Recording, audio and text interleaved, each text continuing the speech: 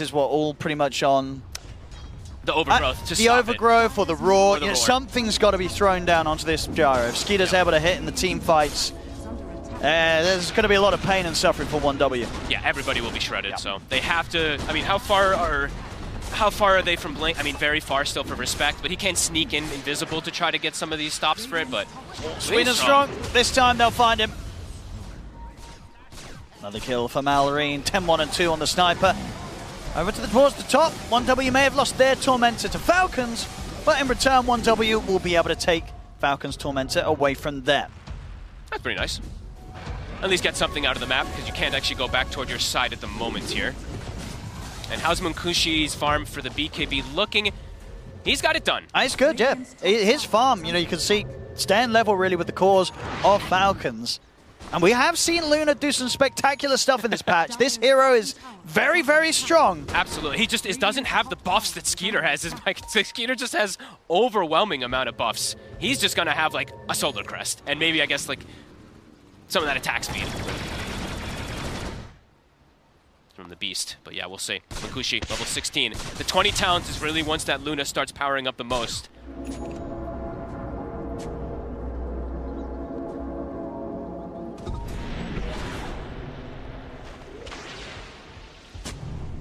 Two and a half minutes left to play with the Aegis on Skeeter. I think the Falcons will at the least look for the tier 2 top, try and clean out the last remaining outer tower that 1W have standing.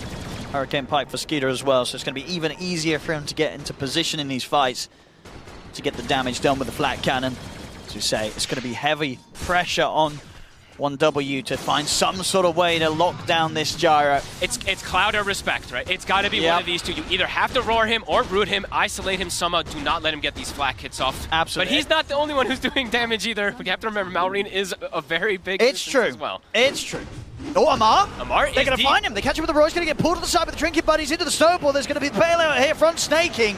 Wukong's command has got laid down. Have they got the damage to take these two out yet? Corner the Wukong's then falling down low. But Skeeter's doing damage. Go down first. Skeeter indeed bringing in the damage alongside Malrine. Double kill for Skeeter. Malrine's able to take down the kills. Sweden strong, also likely to fall as the Squirrel desperately tries to retreat. The Torrent won't catch him, but the Starstorm, it will. The right click's coming through from Skeeter's final hits. He picks up the triple, and Falcons get the team wipe. They got baited so hard. Amari just like giving them, he's like, please go on me. Snaking comes in. We've seen him do amazing things on his Tusk, on his Oracle. Save comes in. I think they even use Root on these two heroes as well, so Skeeter just comes in and really just crushes them from above. Oh, there we go. And up to the high ground now with the team wipe into their hands here, Falcons. I believe we're also going to be able to listen in to see what Falcons had to say in the comms during that last bit of action.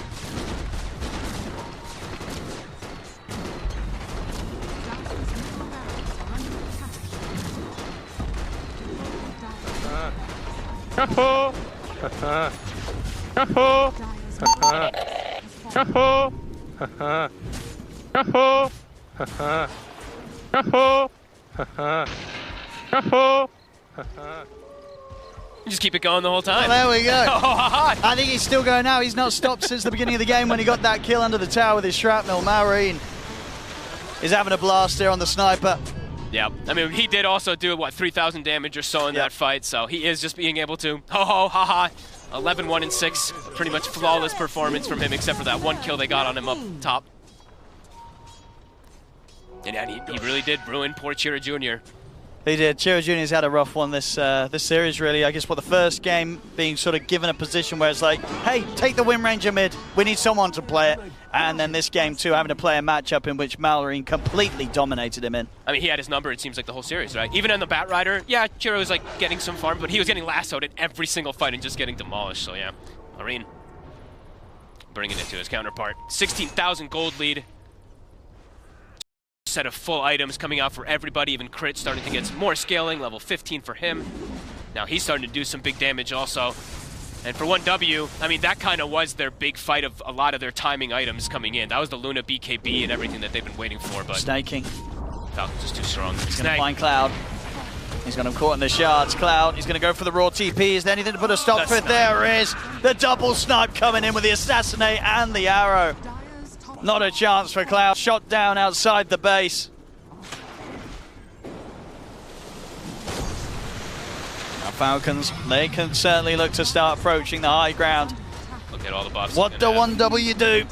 They're out on the map right now. They're going to have to get back if they want to put a stop to these racks going down. But these type of, I mean, we've seen these a lot. If you're not immediately wrapping, the teams usually know you're going to go for this type of wrap play. So let's see if Falcons does expect it. Because nobody's shown inside the base, so they're probably, are they going to flank on us? Let's have a look. Let's I mean, see. Chirrujini, he's got that BKB, can stand his ground for a little bit. If he gets the Wukong's command out, still it's going to be an overwhelming amount of physical damage coming through. Look at how much they're flanking around. If they find Maoring, Maoring sees him. That's going to be pretty big if they can start the fight on towards the sniper. They will. They'll drop down the ward. They'll try to get the Wukong's, but his tree's being cut.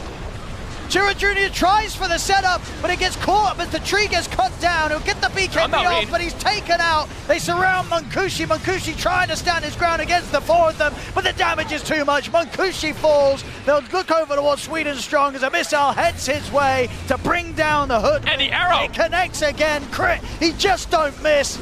As Cloud's been found, they're running out of buybacks. Respect trying to get back into the action here with Sweden Strong, but none of the cores have buyback available. Well, they got the one. They got Maoring. Problem is, there's a whole lot of heavy hitters on this squad. They get brought down, and they have to use buybacks, and the towers are falling. The final racks. Falcons. Making it look pretty easy They this time certainly around. are. Game one was pretty one-sided, but game two, Falcons, they stepped it up. Oh, yeah. And this is sort of the level of win that you expect from this squad. Getting this sniper mid really did feel like the beginning of that nail in the coffin, and after that first 4 minutes or so, Maoring just put too much pressure. That's it. That's the Megas. Up against the Mega Creeps, 1W. Of course, they'll play on. This is the lower bracket. They lose this, they're going home. 2%. I mean, Munkushi tells them, push the throne. This is the classic and that's EU true. bait, That's right? the strat you use in pubs. Go end. We're AFK. Crapper. Amar, no. No. He knows. He's seen this before, the end mid. But they've got a ward in the base. They see everybody on 1W. They might just jump him anyway. Here we go. Skeeter, it's straight in. They get the connection on towards Cloud. He's gone. Respect shot down by Maoring, and into the base they go once more. Falcons chasing down Sweden Strong. He's into the trees. The cooldown, it's coming for him though, as he gets pushed back by the tidal wave into the cooldown. Chirrujini is watching Maoring from the trees, but can't really reveal himself. At the least, maybe he can start cutting some creep waves, but the top's already moving in. They're on towards the throne. As Falcons take the tier 4s onto the Ancient. 1W, they'll have one more fight here with the two of them. Chirrujini's in with the BKB, does get the Wukong's command off. Munkushi steps up and Chirrujini gets shot down by Maoring. Munkushi's out. GG well played is called. Falcons, they'll be moving on in the lower bracket here, taking the series 2-0, knocking 1W out. Just a tough matchup, really, in particular. You could tell Falcons just a skill level ahead of 1W, really, today. In these lanes, in the draft, and just across the board with the way that they played. Just super confident, super aggressive, and yeah, it's sad. Sad for 1W, of course. You know, we've seen them kind of growing and everything, but this was one of the hardest matchups you can get put in. Oh, it was. This is a terrifying team to run into in the lower bracket, especially when they've got the level of preparation that they showed off today here. Just completely thwarting any sort of thing, any plan that 1W tried to put together from the drafting phase onwards against them. Falcons, they'll be moving on 2-0 here, knocking 1W out. Thank you very much, ODPixel and Fogged, and congratulations to Falcons to making it to the Royal Arena and securing top 8 with that series. We're going to break it all down here. Tikov, this game, we already knew it was going to be hard. We painted one potential road where 1W could do it, but it would have been a very difficult one. Yeah, no, they pretty much lost all their lanes, right? You got the Gyrocopter just pushed out the Beastmaster, then you had Sniper slaughter the mid lane, and not only that, when you see the Monkey King rotate to top, and then Maoring follows him, gets a triple kill, Amar lives on a sliver of HP, able to run it off, even do a little bit of old chat, like the kind of the beginning of the end. And yeah, this is where it's like, now with this deep into the road of International, the International so close, like teams need to be a little bit kind of smarter with how they approach drafts, because the top teams, the tier 1 teams, they'll find ways to exploit the current meta, and that's exactly what Falcons did here. You know, the Bat pick in the previous game, the Gyrocopter pick in this game, with the Sniper as well. Like, you cannot be so, static like 1W was, and yeah, Falcons, incredible stuff, now progressing through the lower bracket. Yeah, Falcons just brought two simple solutions to the Monkey King that 1W just brought out in very early on in the draft. They had that Bat Rider flex in game 1. In this game, they had this pocket pick mid sniper, which is funny to say about sniper because we've seen him a lot, but for Falcons, it does feel out of pocket. And because of this sniper pick, Monkey King never really could get off to the start. T mentioned the rotation that Malrine matched on Shira Jr. top. That really was where they lost the game, honestly, because Monkey King needed to get whatever he could out of the map early on, and matching a rotation there, following him to the mid lane, with the two supports of Falcons, killing him again, only getting the return kill on Tusk. All of these things made it so that if Shira Jr. were to come back into the game, it would be off of throws. And that's what we saw. Falcon did, die alone a few times, 2 heroes playing versus 4, playing without vision, but even that wasn't enough to stop the tempo of the Scooter Gyro. Well, nothing went wrong for them. Like, this is one of those snowbally ones where your XP 7 minutes in gets stolen, everybody is on your side of the map, post 5 minutes, mid lane, unplayable matchup, not much more to say about it, especially since the addition of the facet for the sniper with the scatter shot, where you deal insane amount of damage over 1 second. You just don't have ways to play the game. We saw that rotation, getting a triple kill, very difficult to come back. They had some okay mid-game-ish fights, but they were so far ahead, and we've been theory crafting how to deal damage, how to deal as much damage as possible in shortest period of time. Gyro with the Tusk, with the flak cannon. Look at his neutral item. I believe that's Paladin Sword, but he did have the, the splashy one, the tier 2 neutral one, where you're actually attacking more targets. Solar Flare on top of that. Your flak cannon, it goes out in a matter of seconds with that Solar Flare as well. Throw in Solar Crest. He had so many buffs, and big smiles from Skeeter for a good reason. Yep, he loves his Gyro. I mean, this is one of the heroes that Falcons played even when other teams didn't want to. They did the same thing here at TI. This is the second Gyro pick and the first win, so hats off to them for that. But this game overall, it felt like Falcons were never really in danger of losing, because even the fights, even the deaths that they gave away, they were just foolish fights, right? There was this one time where Sniper plus Tusk think they can fight on no vision, 4 heroes from 1W rotate and kill them. Another fight, the one that looked good for 1W, was also just because Sniper wasn't there. Like, all of these fights didn't make it look back and forthy. It just kind of called for Falcons to finally group up, finally get that Aegis, and just play together to finish it. Yeah, and they did it, and it was the overall last big sniper that definitely helped them do that. And with mention of Malrine, why not hear some words from Malrine himself? Shiva, yes, indeed. I am here with Malrine, and we're going to have a chat about that series. I mean, firstly, looked very convincing, looked very, very strong. How did you find it to play? I feel like we just have the conversation about our losing in the previous series, and we just came up with some ideas, and how we're gonna look at it all right now. So we just realized it in the next matches, and we'll see in the next matches too against Bad Boom. Already looking forward then. Well, did just want to talk about the series a little bit. I mean, it like you guys were having a lot of fun, a lot of old chat, a lot of banter. One way, is this a team which you kind of joke around with a lot in scrims and such? Personally, I was not even chatting. I was like spamming the voice lines that it doesn't even count, But probably was Amara only one who was spamming some chat wheels, like spamming in the chat. And I don't think he has some beefs. He's just making the fun for the community. So we don't have the beefs. We're just having fun. Awesome. I mean, it certainly looked like you guys were having a great time there. When you picked the sniper, were you kind of expecting the game to go this way? Even in the draft, I said, guys, Monkey King gonna have a rough time, so I was not expecting it's gonna be that hard for them to play, but that's how it goes. The guy was not expecting this. They certainly were not. You got the better of them there. So, heading now to the international main stage. What's it going to be like to play in that arena and play in front of a crowd on TI main stage for you? I mean, obviously for me, it's going to be excited to play in the first my TI, but to be honest, I'm not really feel that much excited, because it's just about my work, and I need to perform as much as I can. So I don't want to put me in the nervous and exciting that I'm playing the TI. Wow, God bless, I'm playing here. So I just need to do my work. Work, do business. I love that attitude, Marion. Thank you very much for coming to talk to me. We'll go back to Shiva and the gang in the studio.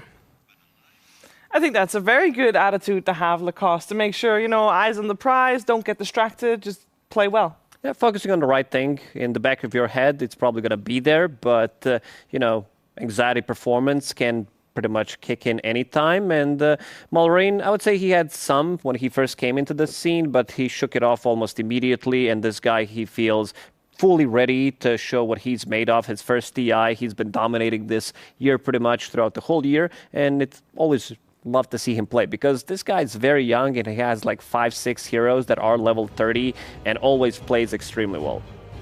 He really does play extremely well. Yeah. And of course, having won multiple titles this year, it makes it easy to already have the experience of dealing with the nerves. And you can see the combination between these players, the synergy. Amar, he goes in, he's the one who's going to be the bait, has 21 charges, and he TPs in with Malrine. Sniper gets a triple kill pretty much, and that's pretty much also the start of the end for how the next 10-15 minutes of the game. Yeah, let's talk a little bit about 1W. They were the only team here with everybody, including their coach, being their first timer, and they only qualified for 3 events in the whole year. As 1W. Before that, they were Clemsania, and they definitely qualified for a few more. But this year has been 3 events, but only one, other than this one, that they could attend. So they didn't have a lot of experience to back this run off of. Effie, how do you feel? How do you feel like we should be looking back on their run here? And I do think that the way they played during this tournament was slightly disappointing, just based off of the last tournament they played. I believe they got 2nd place, and a lot of people were linking them as an up-and-comer team, but they showed a lot of signs of potential brilliance in moments where, like even in that last game where they got stomped, they were able to have some turnaround fights. They're able to be confident and play the way they want to, even against these huge teams that they don't have the experience of. Yeah, they can definitely look back and be proud on their performance and their ability to attempt to stand up against Falcons. Definitely one of the more formidable opponents in this lower bracket. For some final words of 1W, we head over to Pyrion, who's standing by with Sweden Strong. Thank you, Shiva. Yes, I am here with Sweden Strong of 1W. First of all, we're very, very sorry to see you guys go out of the tournament, but of all the teams to bump into in the lower bracket, Falcons was probably one of the harder ones you could have drawn. I mean, in our situation, we had to win against everyone. Against Falcons, we couldn't win. I mean, it's unfortunate, but it is what it is. Yeah. So this is the first time at TI for your entire team, and indeed, as the panel was saying, not a huge amount of LAN experience amongst you guys. Do you think you've learned a lot here at this TI? I mean, definitely. I mean, any tournament for us is like a learning opportunity, and we get better after every tournament. We learned valuable lessons for sure about like how we prepare for the tournament, how we interact with each other, and what we do like during the tournament. So yeah, I think the tournament helped us a lot for sure. Fantastic. And I suppose I'd also like to know what your plans are for next year. What are you guys hoping to achieve to grow on this experience? I mean, hopefully we will stick together, and we will for sure come stronger, guys. We will come back, and we will come stronger. We plan to play in every tournament and win them all, yes, if it's possible, yeah. Fantastic. And just finally, have you got a word for your fans who've obviously had to see you go out today, but maybe you could give them a sort of a thank you or something? Of course, yes, guys. Thanks for cheering for us. Thanks for supporting our team and watching our games. The support feels amazing, like reading comments and seeing you guys, yeah. Thank you all for supporting us. We will come back stronger. Thank you, guys. Well, thank you, Sweden Strong, for entertaining us at this international. Unfortunately, we have to say goodbye. But you've been fantastic to watch, and thank you very much. And Shiva, back to you in the panel. Thank you very much. And Tigov, I don't think we've seen the last of 1W here, the way they performed. This is still a very young team. Yeah, and from, again, another exit interview. Exit interview, and the same kind of vibes. It's like, we didn't do very well, but we feel like we're improving, and we hope to stick together. Like, if you rewind the Dota clock multiple years, you don't have that level of like, it's like, yep, we lost, I can't wait to kick the guy when I get to the pub, you know, like it's very different nowadays. So I do hope for some of these teams, like Nouns, like 1W, that like the core structure and the ideas get to, you know, live longer than this one run, because you can see there's moments of brilliance, but they just doesn't have like the time to push them towards like the top teams. Yeah, it's about learning with everything you do. We learn every day as well, and we're going to learn right now as well with Purge. Thank you, Shiva. What I want to talk about is Sniper, because we saw a complete ransacking that game. And the reason is because of the new facet, okay? The regular sniper shrapnel spell, you've all seen it, does some light peppering of damage for 10 seconds, slows appropriately. But this other one changes it. It makes the damage more upfront, but it doesn't do as much over time. So the difference is that you can dump a lot more damage out in a short period of time, but over like 10 seconds, it's less, right? So the other shrapnel that you're used to, if they stand in it for 4 seconds, it does the exact same amount of damage. But this one does it all in a 1 second burst. So that means that if you put all 3 charges down, within 3 seconds, you can do up to like 900 damage just with shrapnel. Those are bonkers numbers, and that's why pro players are picking this hero so much right now, because from a support position, no other hero really can do that much damage that early at such a low level. So what Malrine basically does in the mid lane is he's Monkey Kinging the Monkey King. The guy doesn't get to get close to the creep wave, and he's basically trying to get him low enough that when he's got 2 charges of shrapnel, he can dump both charges and get a kill. In fact, I actually did miss it. Excuse me. Get him low, get him low, get him low, get him low, and then when he's got 2 charges again, that's when things start getting really dangerous for the Monkey King. He gets to basically run him down slowly over time with shrapnel damage, and that's what ends up producing the first kill. I was wrong, I'm sorry, it's on this clip, so sorry. He was doing it so many times. So many times, there it is. First one, second one. That's it. He didn't even get close to the creep wave, he just kills him. Gets a solo kill, then he TP's top, same thing. 3 charges are ready to go. Right clicks down the Luna, puts one over on the tree, saves the shrapnel charge against the Monkey King, and this is just like an insanely big advantage. So anytime that his enemies fight sort of near his tower, he gets to use this huge range to just dump a stupid amount of damage into one guy, plus assassinates. So really big impact from Malrine here. Keep in mind though, with everything I just said, this hero's got a 32% win rate.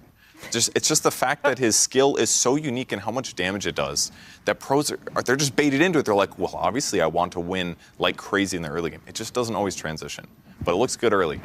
It looks good early, and maybe it looked also good, especially in this game, because it was one of the later picks, last pick coming out. So that that sets the hero a little bit more up for success, and we've seen it in a lot of supports as well. Yeah, I mean, as a support, it kind of fills the role of Snapfire. In what we've seen, provides a lot of damage on the laning stage, where you have a offlaner like Kunkka who maybe doesn't do the damage, but gives you the CC, and it's just been, very efficient in how it fits into the meta. But I did want to comment that there's something that always happens in Dota when a hero is really broken in one way, and that way gets nerfed. People forget about it for a while, but then there's a facet that's slowly getting buffed under the radar, and someone tries it, someone plays it, and they think to themselves, holy crap, this is overpowered. And then everybody starts to do it too. So Sniper lost all of his attack range, which was why he was first pick 6 months ago in almost every tournament. And then instead, he gets a facet that gives him almost 900 damage at level 1. Yeah, that's what happens. I mean, just support's a griefing sniper. 30% win rate on support sniper. Core sniper, 50%. There it is. Pick it in the mid lane, viable. Pick it in the support. Probably booking yourself some early tickets got a home. hater on That's the all I'm panel. saying. All right, back to you, Shiva. It's all good. I feel like every panel has got a sniper hater. I believe in the mornings, Jenkins is right there with It's the chair. Oh, same no. chair as well, I was going to say. Speaking of mornings, we had one today. We have one every day. We'll have one tomorrow. We'll have one tomorrow as well. But first, let's talk about the one that we had today, because we started the day, Effie, in a very exciting fashion. Yeah, this Talon BB Team series, I did not expect it to go to 3 games, but Talon had such a beautiful comeback in that game too. I highly recommend watching the series if you didn't. They had to find one of 2 opportunities they had to win the game, and they won it spectacularly with no buybacks from BB Team in that game too. But BB closed it out, They're going through their training arc in the lower bracket. We saw it today. In the end, they pulled through. Yeah, 1 dub against Team Zero. I kind of expected more from Team Zero, to be honest, but 1 dub, they showed what they're made of in that series, but after they were playing against Team Falcons, they kind of hit the wall. This was a bit too much for them, too big of a meal to take on, and the last series was... BB Team Nouns. BB Team Nouns as well. Nouns slightly figured out as a team. They showed some great performance, knocking down Team Spirit, but other than that, I feel like the preparation for this series, it was all on BB's side, because they were so ready with the picks and played it out, showing that they were a better team today. And also the matchup between these 2 teams, definitely favoring BB Team.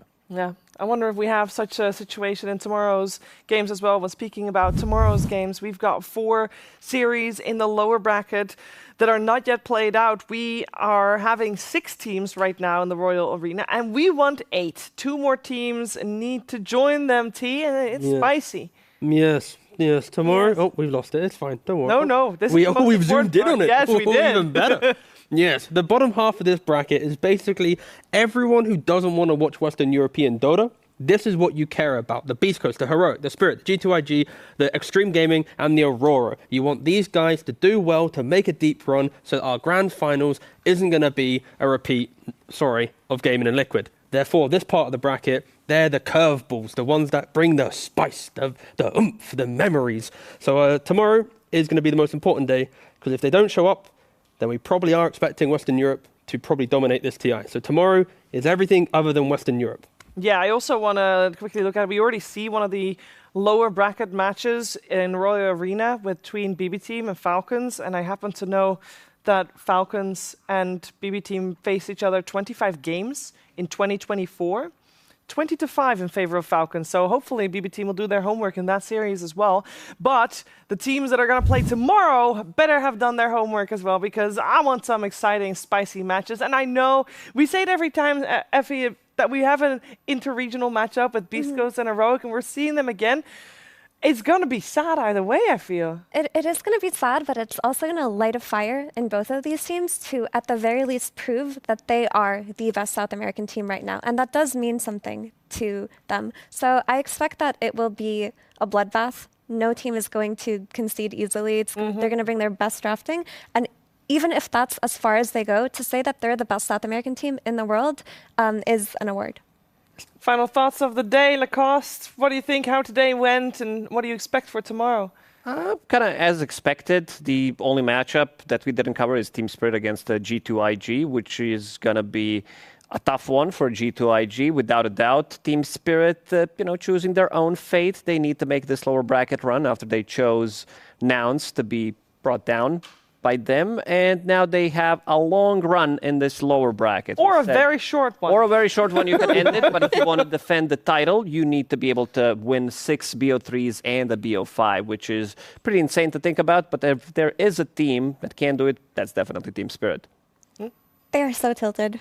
Like, they have to, not tilted, but angry at themselves. Okay. Not for choosing Nouns, but for not preparing the way that they should have for them, because their series versus Nouns is what basically left them exposed and wide open to the other 2 teams that they played, Gaming Gladiators and BB Team. They had the research of Team Spirit's mistakes, so Team Spirit gave it to other teams and didn't have it for themselves. They're angry tomorrow. They have to be.